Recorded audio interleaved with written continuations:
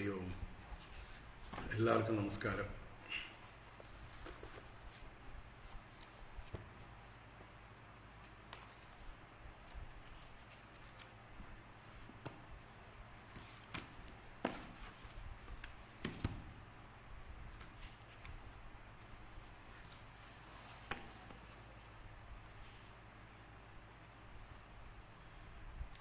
ഹരി ഓം.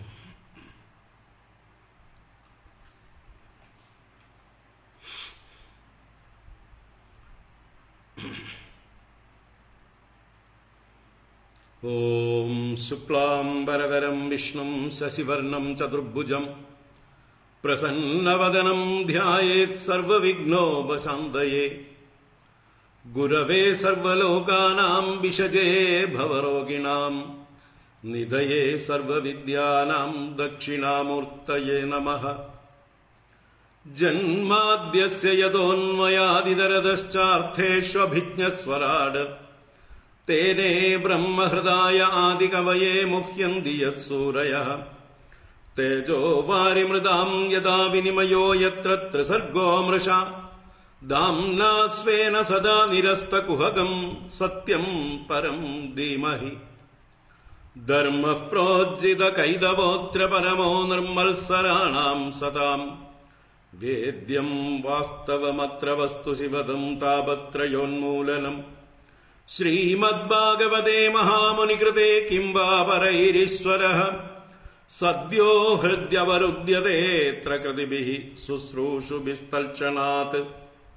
നിഗമകൽപതരോർഗളിതം ഫലം സുഖമുഖാദമൃതദ്രവ സംയുതം പിബത ഭാഗവതം രസമാലയം മുഹുരഹോ രസികാ ഭുവി ഭാവുകാഃ. നാരായണം നമസ്കൃത്യ നരം ചൈവ നരോത്തമം ദേവീം സരസ്വതീം വ്യാസം തതോ ജയമുദീരയേത്. യം പ്രവ്രജന്തമനുപേതമപേതകൃത്യം ദ്വൈപായനോ വിരഹകാതര ആജുഹാവ. പുത്രേതി തന്മയതയാ തരവോഭിനേദുഃ തം സർവഭൂതഹൃദയം മുനിമാനതോസ്മി. യസ്വാനുഭാവമഖിലശ്രുതിസാരമേകം അധ്യാത്മദീപമതിതിതീർഷതാം തമോന്തം. സംസാരിണാം കരുണയാഃ പുരാണഗുഹ്യം തം വ്യാസസൂനുമുപയാമി ഗുരും മുനീനാം. മൂകം കരോതി വാചാലം പങ്കും ലംഘയതേ ഗിരിം യത്കൃപാതമഹം വന്ദേ പരമാനന്ദമാധവം. യം ബ്രഹ്മാ വരുണേന്ദ്രരുദ്രമരുതഃ സ്തുന്വന്തി ദിവ്യൈസ്തവൈഃ വേദൈഃ സാംഗപദക്രമോപനിഷദൈഃ ഗായന്തി യം സാമഗാഃ. ധ്യാനാവസ്ഥിതതദ്ഗതേന മനസാ പശ്യന്തി യം യോഗിനോ യസ്യാന്തം ന വിദുഃ സുരാസുരഗണാഃ. ദേവായ തസ്മൈ നമഃ. കോമളം കൂജയൻ വേണും ശ്യാമളോയം കുമാരകഃ. വേദവേദ്യം പരം ബ്രഹ്മ ഭാസതാം പുരതോ മമ. ഭൂതൈർമഹദ്ഭിർയയിമാ പുരോ വിഭുഃ നിർമ്മായ ശേതേയതമൂഷു പൂരുഷഃ. ഭുങ്ക്തേ ഗുണാൻ ഷോഡശ ഷോഡശാത്മകഃ. സോലങ്കൃഷീഷ്ട ഭഗവാൻ ഭജാംസി മേ. സച്ചിദാനന്ദരൂപായ വിശ്വോത്പത്യാദിഹേതവേ താപത്രയ വിനാശായ ശ്രീകൃഷ്ണായ വയം നുമഃ. കൃഷ്ണായ വാസുദേവായ ഹരയേ പരമാത്മനെ പ്രണതക്ലേശനാശായ ഗോവിന്ദായ നമോ നമഃ. കൃഷ്ണായ വാസുദേവായ ദേവകീനന്ദനായ ച നന്ദഗോപകുമാരായ ഗോവിന്ദായ നമോ നമഃ. നമഃ പങ്കജനാഭായ നമഃ പങ്കജമാലിനി നമഃ പങ്കജനേത്രായ നമസ്തേ പങ്കജാംഗ്രയേ. പീതാംബരം കരവിരാജിത ശംഖചക്രകൗമോദഗീ സരസിജം കരുണാസമുദ്രം രാധാസഹായമതിസുന്ദരമന്ദഹാസം വാതാലയേശമനിശം ഹൃദി ഭാവയാമി. വാതാലയേശമനിശം ഹൃദി ഭാവയാമി. ഓം നമോ ഭഗവതേ വാസുദേവായ. ഓം നമോ നാരായണായ. ശ്രീ ഗുരുവായൂരപ്പ ശരണം. ഓം ശ്രീ ധന്വന്തരമൂർത്തയേ നമഃ. ഓം നമഃ പരമഋഷിഭ്യോ നമഃ പരമഋഷിഭ്യഃ. ശ്രീ ഗുരുഭ്യോ നമഃ.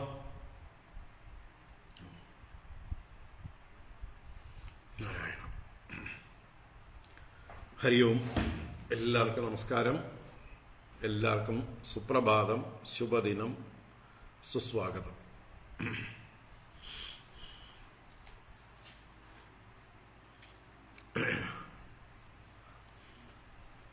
ഇന്ന് ഭാഗവത ജ്ഞാനഗംഗയുടെ 600-ാം എപ്പിസോഡാണ്.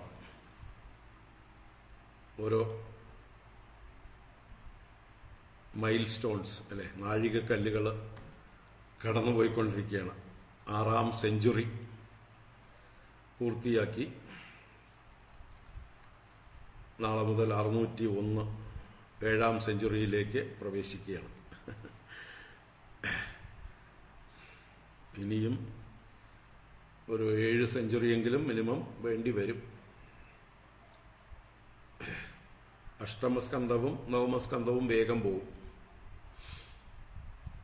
24 അധ്യായങ്ങളാണ്. അത് കഥകളാണ് കൂടുതൽ.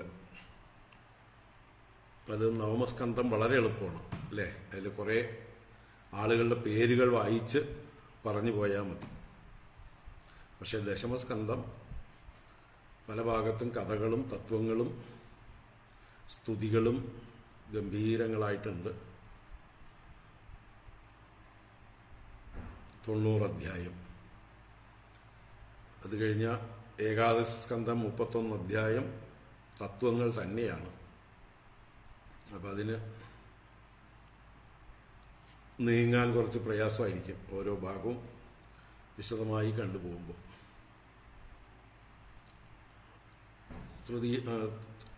ദ്വാദശ സ്കന്ധം ചെറുതാണ്, എളുപ്പത്തിൽ പോവുകയും ചെയ്യാം. എന്തായാലും എല്ലാം കൂടി ഇനി ഒരു 600 എന്തായാലും പോരാ. 650 700 ഒക്കെ വേണ്ടി വരും. ഭഗവാൻ എല്ലാവർക്കും ആയുരാരോഗ്യ സൗഖ്യം നൽകി അനുഗ്രഹിക്കട്ടെ. ആദ്യം വക്താവായിട്ടുള്ള എനിക്കും ആയുസ്സും ആരോഗ്യവും തരട്ടെ. ശ്രോതാക്കളായ നിങ്ങൾക്കും എല്ലാവർക്കും ആയുസ്സും ആരോഗ്യവും മറ്റ് ജീവിത പ്രശ്നങ്ങളൊന്നുമില്ലാതെയും ഇരിക്കട്ടെ. എല്ലാ സൗഖ്യവും ഉണ്ടാവട്ടെ. ശ്രവണം ചെയ്യാനുള്ള അനുകൂലമായിട്ടുള്ള ആ സാഹചര്യം എല്ലാവരുടെ ഗൃഹങ്ങളിലും ഉണ്ടാകട്ടെ. എന്തായാലും ഇതുവരെ എത്തിച്ചതിന് ഭഗവാനോട് നമുക്കെല്ലാം കൃതജ്ഞതാപൂർവം നമസ്കരിക്കാം. ഗുരുപരമ്പരയുടെ, ഋഷി പരമ്പരയുടെ മുഴുവൻ അനുഗ്രഹമാണ് നമുക്ക് ഇത് സാധിച്ചത്. ആ ഗുരുപരമ്പരയുടെ മുഴുവൻ അനുഗ്രഹം ആവഹിക്കാം. അവരോടൊക്കെ നമ്മുടെ കൃതജ്ഞത ഈ ഗുരുദക്ഷിണാരൂപത്തിൽ, ഈ ശാസ്ത്ര പഠനം തന്നെയാണ്, സ്വാധ്യായം തന്നെയാണ് ഏറ്റവും വലിയ ഗുരുദക്ഷിണ. ദക്ഷിണ ജ്ഞാനസന്ദേശ എന്ന് ഭഗവാൻ തന്നെ പറഞ്ഞിട്ടുണ്ട്. ദക്ഷിണ ജ്ഞാനസന്ദേശ. ഈ കേൾക്കുന്ന അറിവ് നിങ്ങൾ കൂടുതൽ ആളുകളിലേക്ക് അതിൻ്റെ പ്രചോദനം കൊടുക്കുക. അത് നിങ്ങളുടെ ജീവിതത്തിലൂടെയും ഉപദേശങ്ങളിലൂടെയും ഏത് രീതിയിൽ വേണമെങ്കിൽ ഈ ഭാഗവത ശ്രവണത്തിൻ്റെ ആ ഒരു പ്രയോജനം നമ്മുടെ ജീവിതത്തിൽ കാണിച്ചു കൊടുത്ത് എല്ലാവരെയും അതിലേക്ക് ആകർഷിക്കാം. അതുപോലെ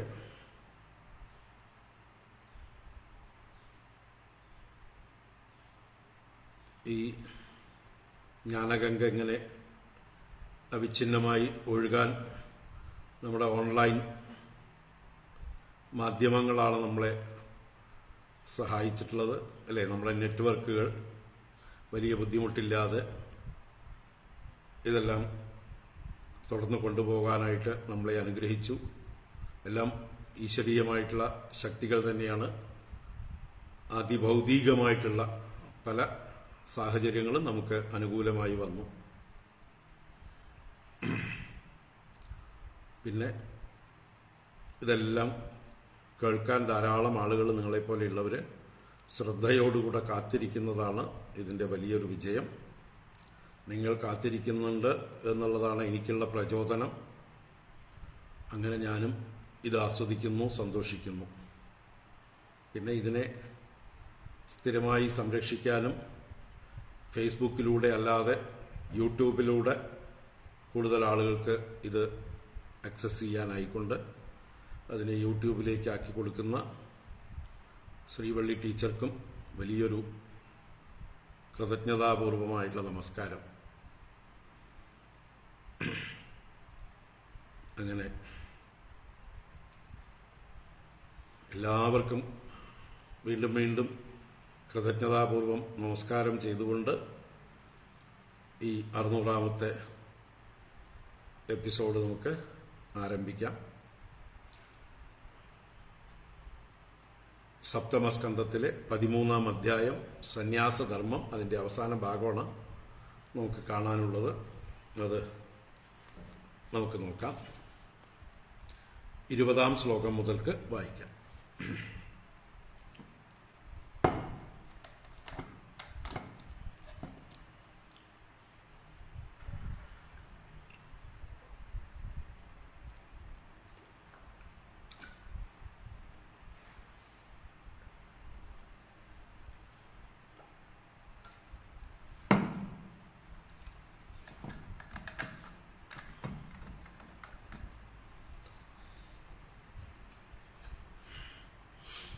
ഇത്ര നേരം ഗസ്റ്റുകളുണ്ടായിരുന്നു, 2 സെറ്റ് ഗസ്റ്റുകളായിരുന്നു. അവരിപ്പോൾ ഇറങ്ങുന്നു. ഇറങ്ങിക്കോട്ടെ.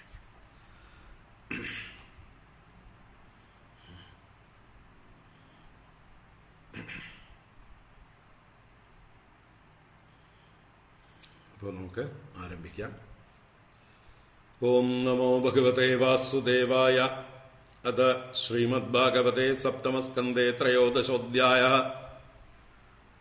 ബ്രാഹ്മണ ഉവാച വേദേദമസുരശ്രേഷ്ഠ ഭവാൻ നന്വാര്യസമ്മതഃ ഈഹോ പരമയോർനൃണാം പദാനി അധ്യാത്മചക്ഷുഷ യസ്യ നാരായണോ ദേവോ ഭഗവാൻ ഹൃദ്ഗതഃ സദാ ഭക്ത്യാ കേവലയാ ജ്ഞാനം ദുനോതി ദ്വാന്തമർക്കവത് അഥാ വിബ്രൂമഹേ പ്രശ്നാൻ തവ രാജൻ യഥാ ശ്രുതം സംഭാവനീയോ ഹി ഭവാൻ ആത്മനഃശുദ്ധിമിച്ഛതാം തൃഷ്ണയാ ഭവവാഹിന്യാ യോഗ്യൈ കാമൈരപൂരയാ കർമാണി കാര്യമാണോഹം നാനായോനിഷു യോജിതഃ യദൃച്ഛയാ ലോകമിമം പ്രാപിതഃ കർമ്മഭിർഭ്രമൻ സ്വർഗാപവർഗയോർദ്വാരം തിരശ്ചാം പുനരസ്യ ച അത്രാപി ദമ്പതീനാം ച സുഖായ അന്യാപനുത്തയേ കർമാണി കുർവതാം ദൃഷ്ട്വാ നിവൃത്തോസ്മി വിപര്യയം സുഖം അസ്യാത്മനോ രൂപം സർവേഹോപരതിസ്തനുഃ മനഃസംസ്പർശജാൻ ദൃഷ്ട്വാ ഭോഗാൻ സ്വപ്സ്യാമി സംവിശൻ ഇത്യേതദാത്മനസ്വാർത്ഥം സന്തം വിസ്മൃത്യ വൈപുമാൻ വിചിത്രാമസദിദ്വൈതേ ഘോരാമാപ്നോതി സംസൃതിം ജലം തദുദ്ഭവൈശ്ചന്നം ഹിത്വാജ്ഞോ ജലകാമ്യയാ മൃഗതൃഷ്ണാമുപാധാവേദ്യതാ അന്യത്രാർത്ഥദൃക്സ്വതഃ ദേഹാദിഭിർദൈവതന്ത്രൈരാത്മനഃ സുഖമീഹതഃ ദുഃഖാത്യയം ച അനീശസ്യ ക്രിയാ മോഗാകൃതാകൃതാഃ ആധ്യാത്മികാദിഭിർദുഃഖൈർ അവിമുക്തസ്യ കർഹിചിത് മർത്യസ്യ കൃത്സ്രോപനതൈർ അർത്ഥൈ കാമൈ ക്രിയേത കിം പശ്യാമി ധനിനാം ക്ലേശം ലുബ്ധാനാമജിതാത്മനാം ഭയാദലബ്ധനിദ്രാണാം സർവതോപി വിശങ്കിനാം രാജതശ്ചോരതഃ ശത്രോഃ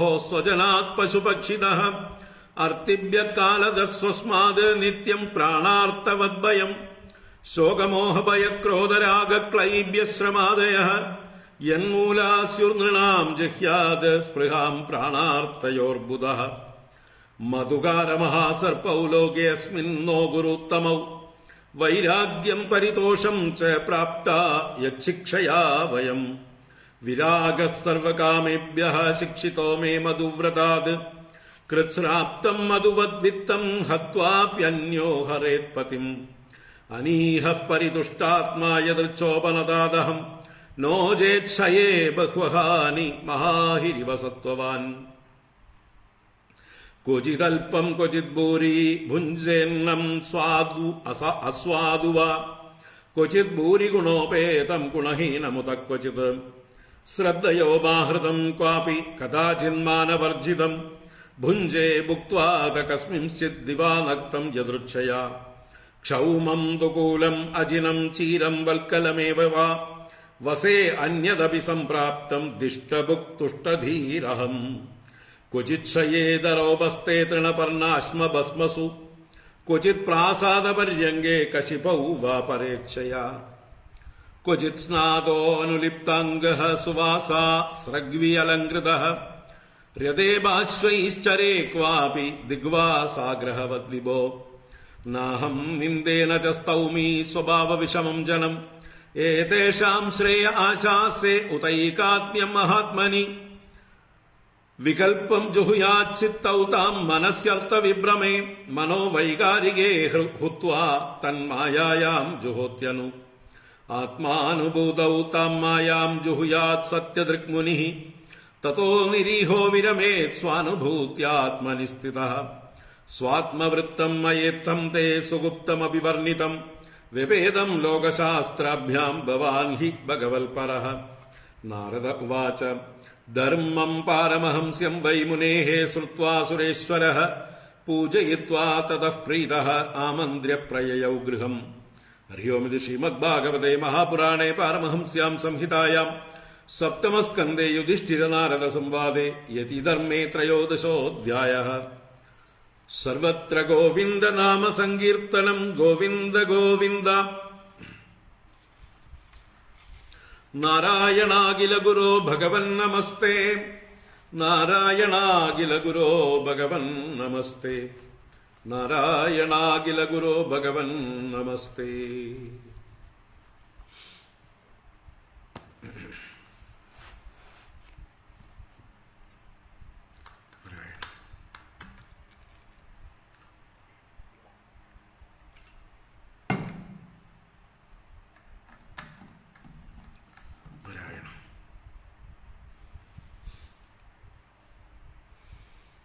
വൈകി വന്ന എല്ലാവർക്കും ഒരിക്കൽ കൂടെ സ്വാഗതം, നമസ്കാരം, സുപ്രഭാതം, ശുഭദിനം.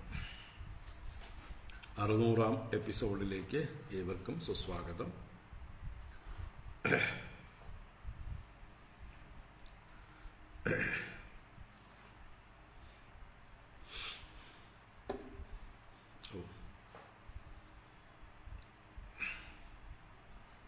നമ്മൾ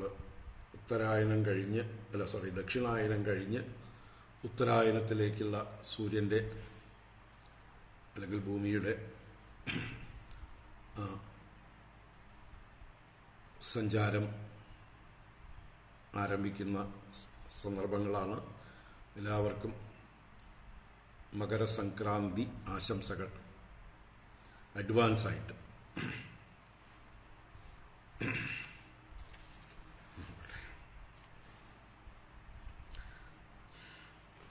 അപ്പോൾ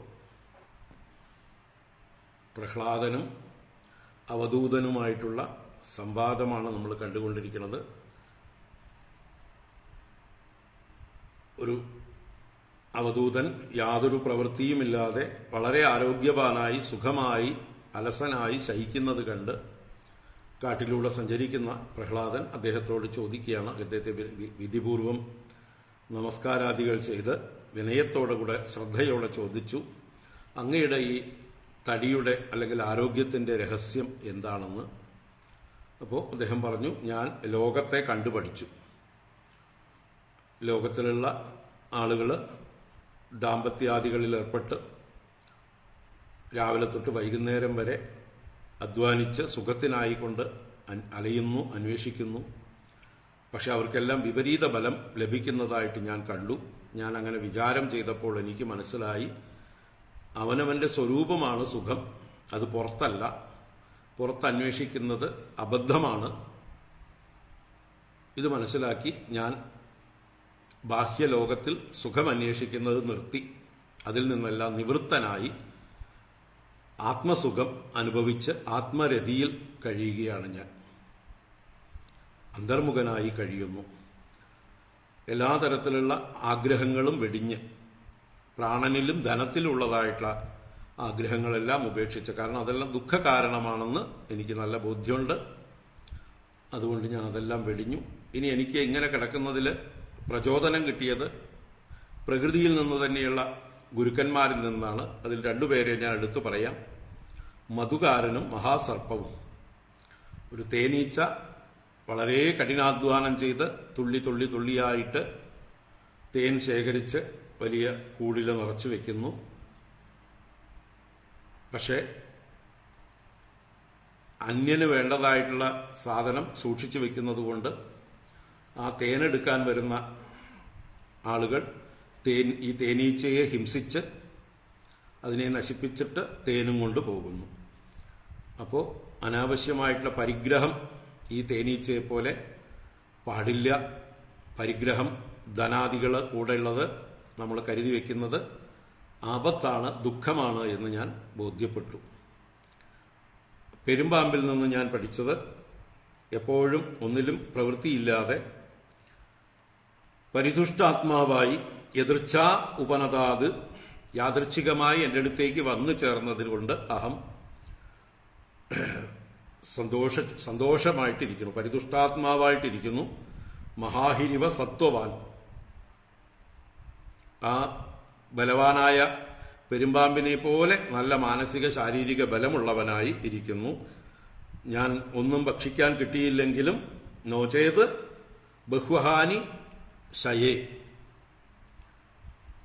പല ദിവസങ്ങൾ തുടർച്ചയായിട്ട് മിണ്ടാതെ ശയിക്കാൻ എനിക്ക് ഒരു പ്രശ്നവുമില്ല, ഒരു പരിഭ്രമവും ഒരാകാംക്ഷയും ഭയവും ഒന്നുമില്ല. ഒരു തരത്തിലുള്ള ആധിയും എൻ്റെ ഉള്ളിലില്ല. അതുകൊണ്ട് തന്നെ എനിക്ക് വിശപ്പെന്നതായിട്ടുള്ള വ്യാധി എന്നെ കാര്യമായിട്ട് ബാധിക്കാറില്ല.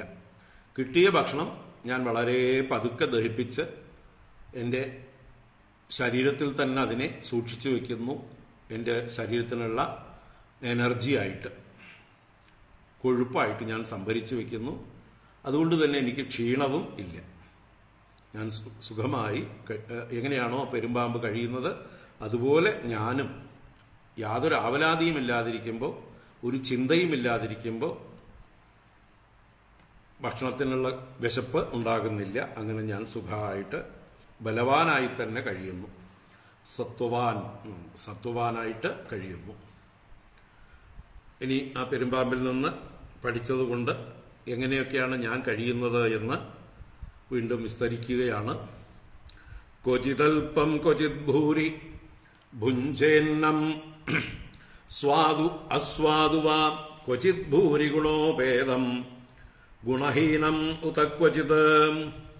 ക്വചിതൽപം ക്വചിത് ഭൂരി ഭുഞ്ചേന്നം സ്വാദ്വസാദു വാ ക്വചിത് ഭൂരി ഗുണോപേദം ഗുണഹീനം ഉത ക്വചിത്.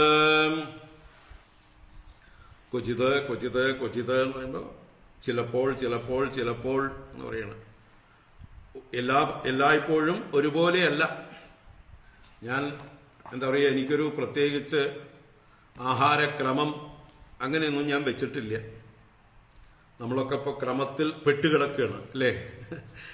ഈ ക്രമത്തെ ഒന്ന് അക്രമമാക്കാൻ, ഒന്ന് ലംഘിക്കാൻ നമുക്ക് സാധിക്കുന്നില്ല. അക്രമത്താൽ കണ്ടീഷൻഡാണ് നമ്മൾ.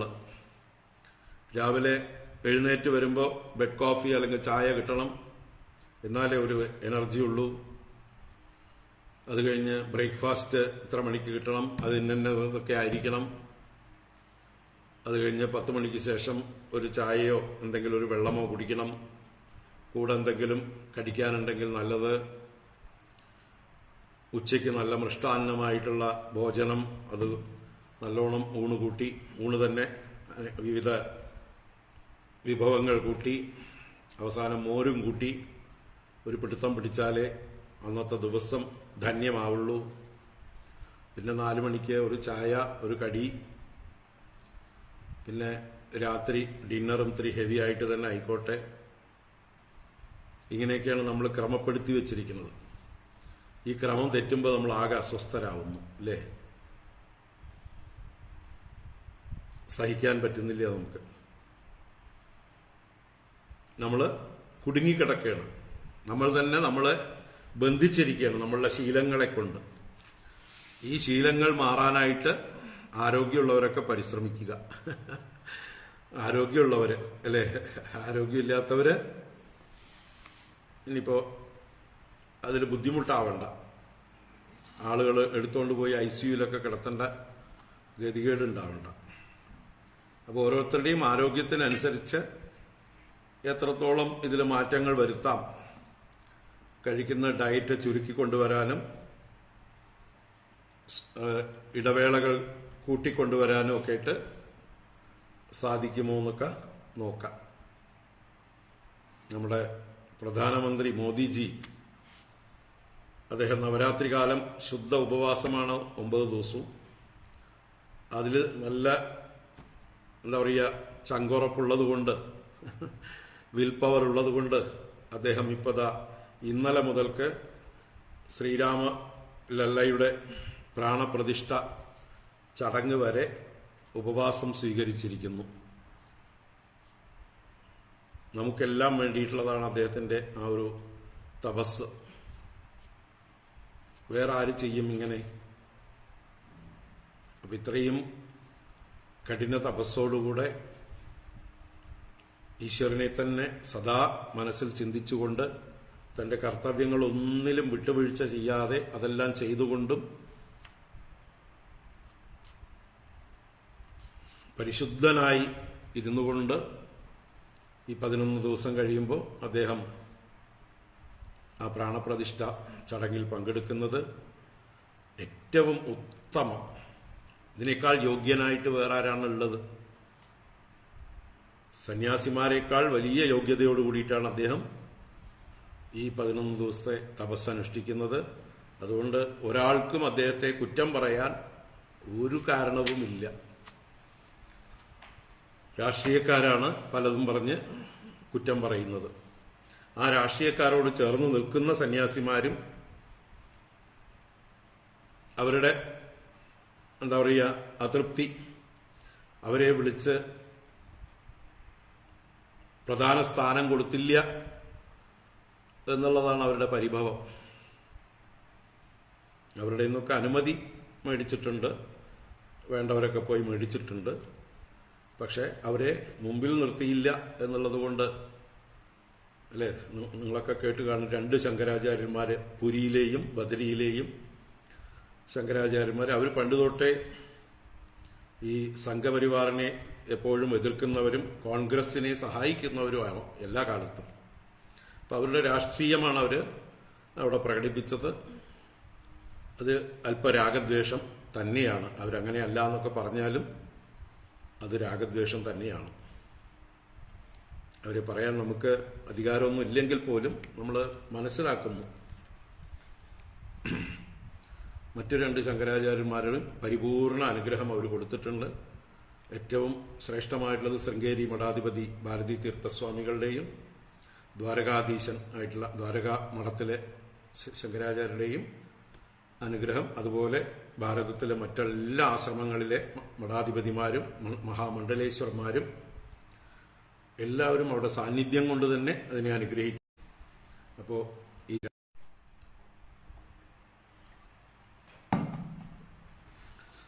രാഷ്ട്രീയത്തിൽ വിരോധമുള്ള ആളുകൾ മാത്രമാണ് ചില അപശബ്ദങ്ങൾ ഉണ്ടാക്കി ഈ ഭവ്യമായിട്ടുള്ള ഇത്രയും ശ്രേഷ്ഠമായിട്ടുള്ള 500 വർഷങ്ങളായി സനാതനധർമ്മികൾ, ഹിന്ദുക്കൾ എത്രയോ ജീവൻ ത്യജിച്ച് എത്രയോ തപസ്സുകൾ അനുഷ്ഠിച്ച് സ്വപ്നം കണ്ടുകൊണ്ട് കിടക്കുന്ന ഒരു കാര്യമാണ്. അതാണ് ഇന്ന് ഈ വരുന്ന 22-ാം തീയതി സാക്ഷാത്കരിക്കാൻ പോകുന്നത്. അപ്പോൾ അതിന് ശോഭ കെടുത്താൻ വേണ്ടി പലരും മെനക്കെടും. അതൊന്നും നമ്മൾ കണക്കാക്കണ്ട. നമ്മൾക്ക് അത് ചെയ്യുന്ന, അതിനുവേണ്ടി ത്യാഗപൂർണമായിട്ടുള്ള ജീവിതം നയിച്ച, ആയിരക്കണക്കിന് ജീവൻ ത്യജിച്ച എത്രയോ തലമുറകൾ സ്വപ്നം കണ്ട ആ സ്വപ്ന സാക്ഷാത്കാരത്തിനായിക്കൊണ്ട് നമ്മൾക്കും ഈ വരുന്ന ദിവസങ്ങളിലൊക്കെ പ്രാർത്ഥനാപൂർവം പങ്കെടുക്കാം. ഇപ്പം എല്ലാവരും പോയി തിരക്കേണ്ട ആവശ്യമില്ല എന്ന് മോദിജി തന്നെ പറഞ്ഞിട്ടുണ്ട്. കാരണം 800 പേർക്കാണ് 8,000 പേർക്കാണ് ഈ പ്രതിഷ്ഠാ സമയത്ത് അവിടെ വ്യവസ്ഥകൾ ഒരുക്കിയിട്ടുള്ളത്. വലിയ സെക്യൂരിറ്റി ഏർപ്പാടുകളൊക്കെ ചെയ്തിട്ടുണ്ട്. അതുകൊണ്ട് ഈ സെലക്റ്റഡ് ആയിട്ടുള്ള ഇൻവൈറ്റഡ് ആയിട്ടുള്ള ആളുകൾക്ക് മാത്രമേ അവിടെ പ്രവേശനമുള്ളൂ അന്നത്തെ ദിവസം. അത് കഴിഞ്ഞ് അവിടുത്തെ ആ ചടങ്ങുകൾ കഴിഞ്ഞ് എല്ലാവരും പോയ ശേഷം മാത്രമേ പിന്നീടുള്ള ആളുകൾക്ക് അവിടെ ദർശനം സാധ്യമാവുള്ളൂ. ഇപ്പം തന്നെ ലക്ഷക്കണക്കിന് ഭക്തരും സന്യാസിമാരും ഒക്കെ അവിടെ ചെന്ന് കാത്തുകെട്ടി കിടക്കേണ്ട ചുറ്റുഭാഗമുള്ള പല സ്ഥാനങ്ങളിലായിട്ട് അവരെയൊക്കെ അവിടെ തടഞ്ഞ് നിർത്തിയിരിക്കുകയാണ്. കാരണം ഈ ചടങ്ങ് ഭംഗിയാവണം. ആ ചടങ്ങ് കഴിഞ്ഞതിന് ശേഷം എല്ലാവർക്കും എപ്പോഴും ചെന്ന് തൊഴാം. അപ്പോൾ നിങ്ങളുമൊക്കെ പിന്നീട് അവരവരുടെ സൗകര്യത്തിനനുസരിച്ച് അവിടെ ചെന്ന് ദർശനം ചെയ്യാം. എന്തായാലും ഞാനും ഈ 22-ാം തീയതി പോകാനായിട്ട് ഒരുക്കങ്ങളൊക്കെ ചെയ്തു വരുന്നുണ്ട്. ഭഗവാൻ അനുഗ്രഹിച്ചാൽ ഞാനും പോകും. ആരോഗ്യ പ്രശ്നങ്ങളാണ്, അത് പൂർണ്ണമായിട്ട് മാറിയിട്ടില്ല. ചികിത്സ കുറച്ചുകൂടി മാറ്റിയിട്ട് 3-4 ദിവസമായി ഇംഗ്ലീഷ് മരുന്ന് ആരംഭിച്ചിരിക്കുകയാണ്. ഉഴിച്ചിൽ കൊണ്ട് മാറുന്നില്ല. വേദന നല്ലോണം കുറഞ്ഞിട്ടില്ല. ഇംഗ്ലീഷ് മരുന്നിലും കുറയുന്നില്ല. ഇന്നലെ MRI സ്കാനൊക്കെ ഒരിക്കൽ കൂടെ എടുത്തു ഇവിടുത്തെ ഈ പോർഷൻ. അപ്പോൾ ഇന്ന് അതിൻ്റെ റിസൾട്ട് വെച്ച് വൈകുന്നേരം ഡോക്ടറെ കാണേണ്ടതുണ്ട്. അത് കഴിഞ്ഞിട്ട് അദ്ദേഹം പറഞ്ഞതിനനുസരിച്ച് ഞാനും എൻ്റെ പരിപാടിക്ക് വല്ല മാറ്റം വരുത്തണമെങ്കിൽ വരുത്തും. എല്ലാം ഈശ്വര നിശ്ചയം പോലെ. നമുക്ക് അതിൽ യാതൊരു വിഷമവുമില്ല. പോകാൻ കഴിഞ്ഞാൽ അതൊരു സന്തോഷമായിട്ടുള്ള കാര്യം. പോകാൻ കഴിഞ്ഞില്ലെങ്കിലും ഇവിടെ ഇരുന്ന് സന്തോഷമായിട്ട് കാണും. നിങ്ങളുടെയൊക്കെ കൂടെ ഇരുന്നു കൊണ്ട് അല്ലെങ്കിൽ ഏതെങ്കിലും ക്ഷേത്രത്തിൽ ചെന്നിരുന്നു കൊണ്ട് ഒക്കെ നമുക്ക് കാണാം. അപ്പോൾ പറഞ്ഞു വന്നത് ഈ മോദിജിയുടെ തപസ്സിനെ കുറിച്ചാണ്. 11 ദിവസം അദ്ദേഹം ജലപാനം മാത്രമായിരിക്കും കഴിക്കുന്നുണ്ടാവുക. മറ്റുള്ള ഒന്നും കഴിക്കാതെ, വല്ല ജ്യൂസ് കഴിക്കണ്ടോ അതിൻ്റെ വ്യവസ്ഥകളൊന്നും അങ്ങനെ അറിഞ്ഞില്ല. എന്തായാലും അദ്ദേഹത്തിൻ്റെ ഉപവാസം ശുദ്ധ ഉപവാസമാണ് എന്നാണ് പറയപ്പെടുന്നത്. എന്തായാലും അദ്ദേഹത്തിന് ആരോഗ്യം കൊടുക്കട്ടെ ഭഗവാൻ. യാതൊരു ക്ഷീണവും തോന്നാതിരിക്കട്ടെ. ഈ ചടങ്ങ് കഴിയുന്നവരെ അദ്ദേഹത്തിൻ്റെ ആ മനോബലം അദ്ദേഹത്തെ രക്ഷിക്കട്ടെ. ഹനുമാൻ സ്വാമിയെപ്പോലെ അദ്ദേഹം ശ്രീരാമസേവകനായി ഈ ഒരു കർത്തവ്യം നിർവഹിക്കട്ടെ. നമുക്കെല്ലാം പ്രാർത്ഥിക്കാം. നമുക്കെല്ലാം ആവും പോലെയുള്ള പൂജകളും അർച്ചനകളും സ്തോത്രപാരായണങ്ങളൊക്കെ ചെയ്തുകൊണ്ട് അതിനെ ഭംഗിയായി വിജയിപ്പിക്കാനായിക്കൊണ്ട് ആ ശ്രീരാമസ്വാമിയോട് തന്നെ പ്രാർത്ഥിക്കാം. എല്ലാവരും രാമനാമങ്ങൾ ചൊല്ലുന്നുണ്ടാവും, രാമകീർത്തനങ്ങൾ പാടുന്നുണ്ടാവും, സഹസ്രനാമങ്ങൾ പാടുന്നുണ്ടാവാം, അർച്ചനകൾ ചെയ്യുന്നുണ്ടാവാം. എല്ലാം ഭംഗിയായി നടക്കട്ടെ.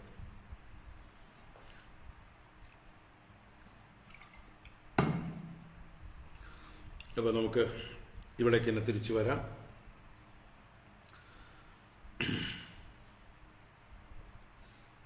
ക്വചിതൽപം ക്വചിത് ഭൂരി ഭുഞ്ചേന്നം സ്വാദ്വസ്വാദുവ ക്വചിത് ഭൂരി ഗുണോപേതം ഗുണഹീനമുത ക്വചിത്. ക്വചിത് അല്പം ക്വചിത് ഭൂരി ഭുഞ്ചേ അന്നം സ്വാദു അസ്വാദു വ. അപ്പോ ക്വചിത് ചില സ്ഥലങ്ങളിൽ അല്ലെങ്കിൽ ചില കാലങ്ങളിൽ, ക്വ എന്നുള്ളത് കുത്ര എന്ന ദേശത്തിന്റെ അർത്ഥത്തിലും അല്ലെങ്കിൽ കാലത്തിന്റെ അർത്ഥത്തിലും പ്രയോഗിക്കാം. അപ്പൊ എന്തായാലും ചില സ്ഥലങ്ങളിൽ ചില സമയങ്ങളിൽ അല്പം, വല്ലവരും വല്ലതും അല്പം തരും. ചിലപ്പോൾ വല്ല പഴമോ അല്ലെങ്കിൽ എന്തെങ്കിലും കഞ്ഞിയോ അല്ലെങ്കിൽ അതുപോലെയുള്ള എന്തെങ്കിലും ഒരു സാധനം അല്പം തരും. ഓരോരുത്തരുടെ കഴിവനുസരിച്ച്, അവരുടെ മനസ്സനുസരിച്ച് അത് കഴിക്കും. അത് വേണ്ടാന്ന് പറയില്ല, അതുകൊണ്ട് സന്തോഷിക്കും. ക്വചിത് ഭൂരി, ചില സ്ഥലങ്ങളിൽ ചിലര് ധാരാളമായിട്ട് തരും, അതും അനുഭവിക്കും. അതും വേണ്ടാന്ന് പറയില്ല, ആവും പോലെയൊക്കെ പരമാവധി ഭക്ഷണം കഴിക്കും. അങ്ങനെ ഭുഞ്ചേ അന്നം, അഹം ഭുഞ്ചേ, ഞാൻ ഭുജിക്കുന്നു ഈ അന്നം.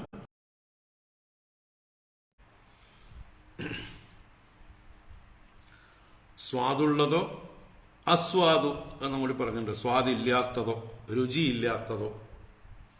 അപ്പൊ രുചി നോക്കാറില്ല അല്ലേ?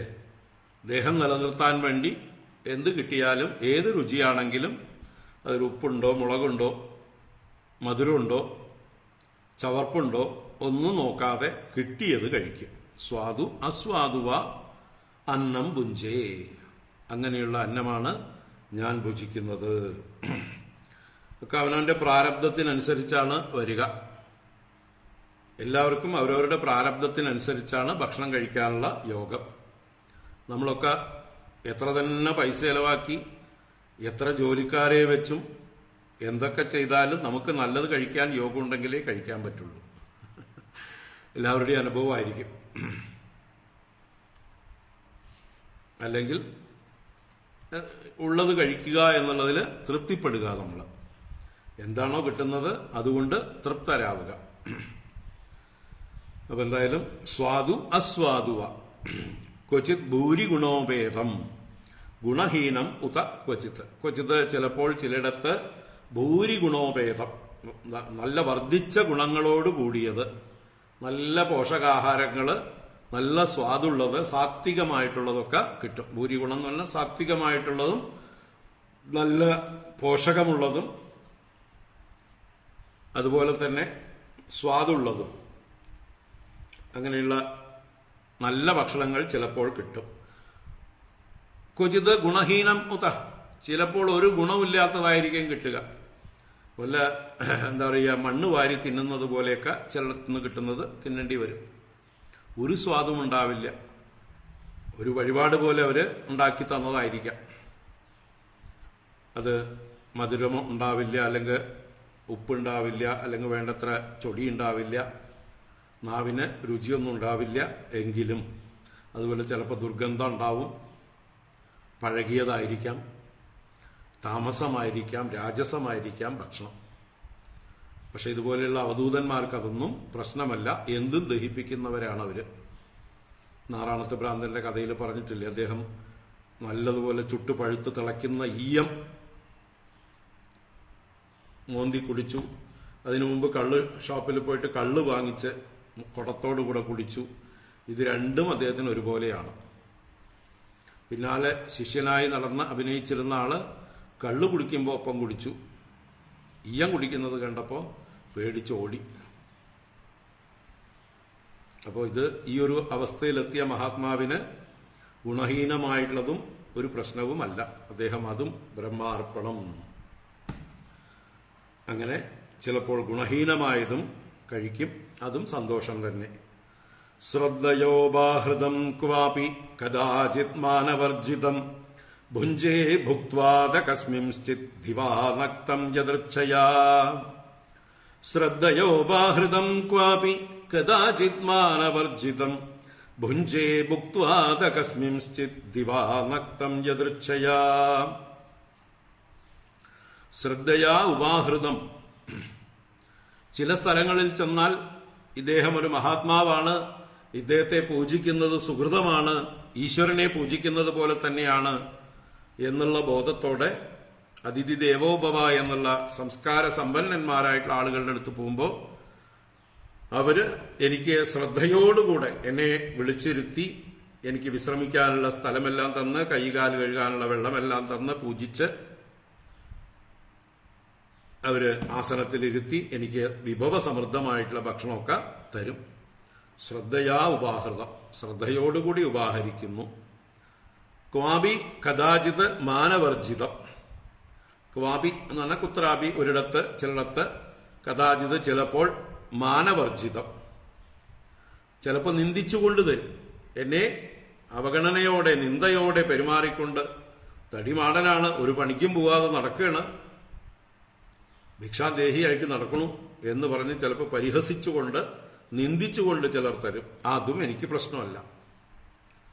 അവരെയും ഞാൻ ശപിക്കുകയൊന്നുമില്ല. അതൊക്കെ ഇനി പറയുന്നുണ്ട്. ആരെയും ഞാൻ ശപിക്കാറില്ല. എല്ലാവർക്കും നന്മയെ ആശംസിക്കും. അവരുടെ സംസ്കാരമാണ് അവരെ കൊണ്ട് അങ്ങനെ പറയിപ്പിക്കുന്നത്.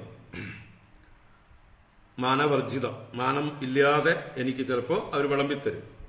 പൂജിക്കൊന്നുമില്ല, ബഹുമാനമൊന്നും ഉണ്ടാവില്ല. ഭുഞ്ചേ ഭുക്വാദ കസ്മിൻചിത് ദിവാനക്തം യദൃച്ഛയ. അങ്ങനെ ഞാൻ മാനവർജിതമായി കസ്മിൻചിത് ചില ദിവസം, കസ്മിൻചിത് ദിവാനക്തം പകലും രാത്രിയിലും, ക്വചിത് ഭുക്വ അത യദൃച്ഛയാ ഭുഞ്ചെ ചിലപ്പോൾ ഭുജിക്കും, യാദൃച്ഛികമായി ലഭിക്കുന്നത് കഴിക്കും, ചിലപ്പോൾ ദിവസങ്ങളോളം ഒന്നും കഴിക്കാതെയും ഇരിക്കുമെന്ന് താല്പര്യം. അതാണ് കസ്മിൻശ്ചിത് ദിവാനക്തം. കസ്മിൻശ്ചിത് എന്ന് പറഞ്ഞാൽ ചില രാത്രികളിലും പകലുകളിലും കിട്ടുന്നത് എന്താണോ അത് കഴിച്ച് സുഖമായി കഴിയും. അപ്പൊ എതിർച്ചയാ വീണ്ടും പൂജിക്കും. ഇനി ചിലപ്പോൾ മേലേക്ക് മേലെ ആളുകൾ കൊണ്ടുതരും, അതും എന്റെ സൗകര്യം പോലെ ഞാൻ കഴിക്കും. അങ്ങനെയൊക്കെയാണ്. നമ്മൾ പല അവധൂതന്മാരെയും കാണാൻ ചെന്നിട്ടുണ്ട്. അപ്പോഴൊക്കെ അവരുടെ അടുത്ത് ഈ ഭക്തജനങ്ങൾ കൊണ്ടുപോയിട്ട് ഓരോരോ പുതിയ സാധനങ്ങൾ, ഭക്ഷണ പദാർത്ഥങ്ങളൊക്കെ കൊണ്ടുവച്ചിട്ടുണ്ടാവും. അവരതൊന്നും തിരിഞ്ഞു നോക്കുകയില്ല.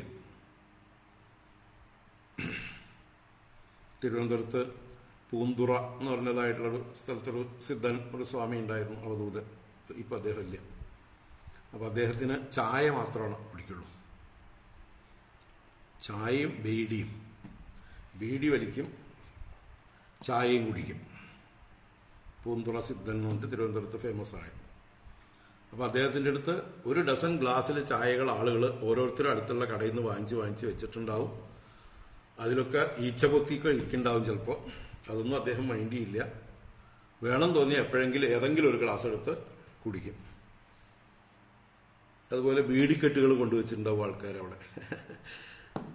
അത് വഴിപാട് പോലെ ഭഗവാന് നമ്മൾ ധൂപം സമർപ്പിക്കുന്നത് പോലെ ധൂപം സമർപ്പയാമി എന്ന് പറഞ്ഞ് ഇത് കൊണ്ടുവച്ചിട്ടുണ്ടാവും. അതും ചിലപ്പോൾ അദ്ദേഹം എടുത്ത് വലിച്ചു എന്ന് വരും എപ്പോഴെങ്കിലും.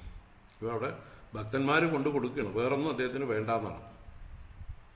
അങ്ങനെ എത്രയോ അവധൂതന്മാർ ഓരോ ദേശങ്ങളിൽ ഭക്തന്മാർ മനസ്സിലാക്കിയിട്ട് ഓരോന്ന് കൊണ്ടുപോയി സമർപ്പണം ചെയ്യും. അവർക്ക് വേണം തോന്നിയാൽ അവർ എപ്പോഴെങ്കിലും എന്തെങ്കിലും കഴിക്കും. അല്ലാതെ സ്വാദ് നോക്കിയിട്ടൊന്നുമല്ല.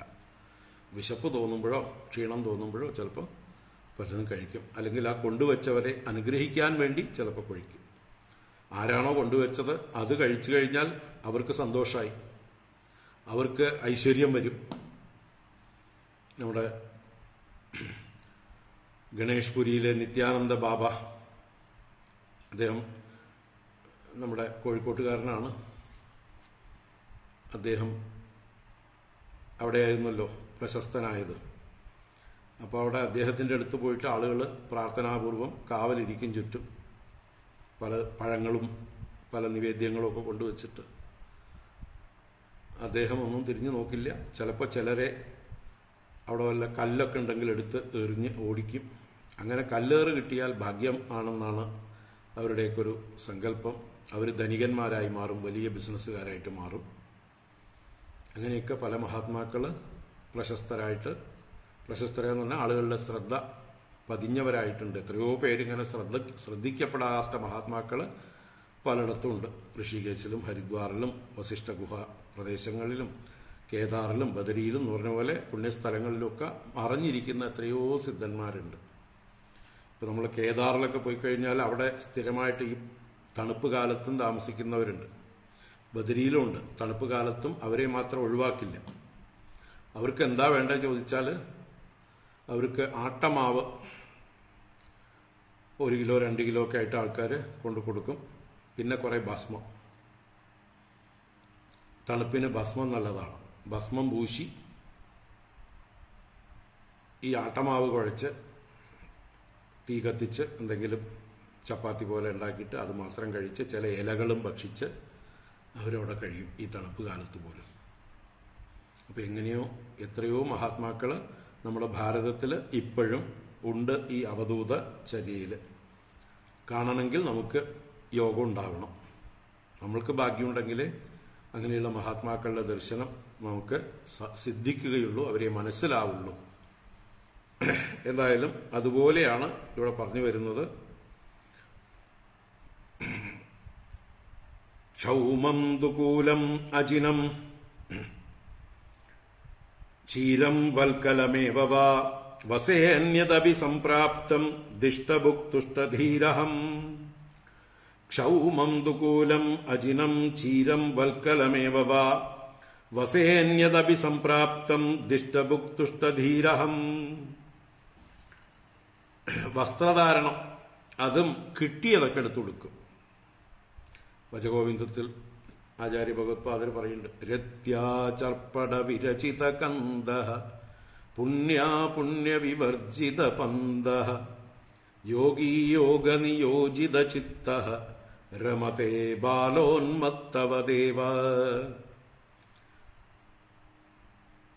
രമതേ ബാല ഉന്മത്തവത്.